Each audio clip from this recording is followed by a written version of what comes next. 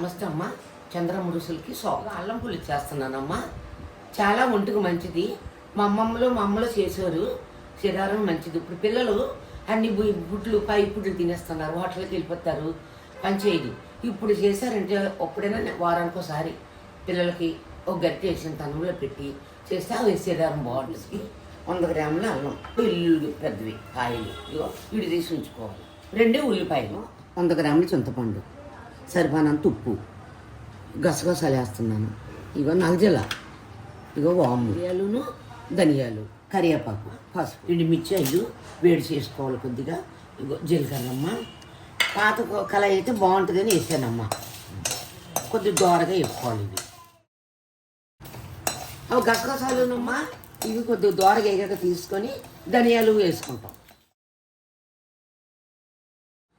ధనియాలు ఇవి కొద్ది దోరగా వేయించినవి ముద్ద కొట్టాను. ఈ ముద్ద మాత్రం ఉప్పు పసుపు వేయం. ఇది ముద్ద కొట్టాక ఉప్పు పసుపు మళ్ళీ ముద్ద వేసేటప్పుడు తీసాను. సరిపోయినంత పులుపు వేసుకోవాలి. అల్లం పులుసుకి సరిపోయినంత పసుపు, సరిపోయినంత ఉప్పు. ఎల్లుల్లి గుడ్లు మళ్ళీ నూనె వేసుకొని ఇక్కడ ఆవాలు, జీలకర్ర, ఎండుమిర్చి, కరివేపాకు, నువ్వులను కడిగిన నువ్వులను తెప్పించాను.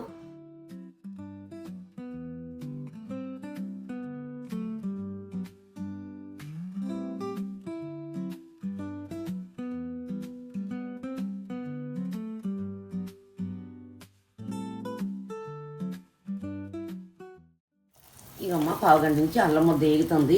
ఇలాగ దోరగా వేగాల. ఈ రంగు రావాలి. ఎరుపు వచ్చి పసుపు అది తేలాల. పసుపు తేలితే అప్పుడు పులుపు వేసుకుంటాం.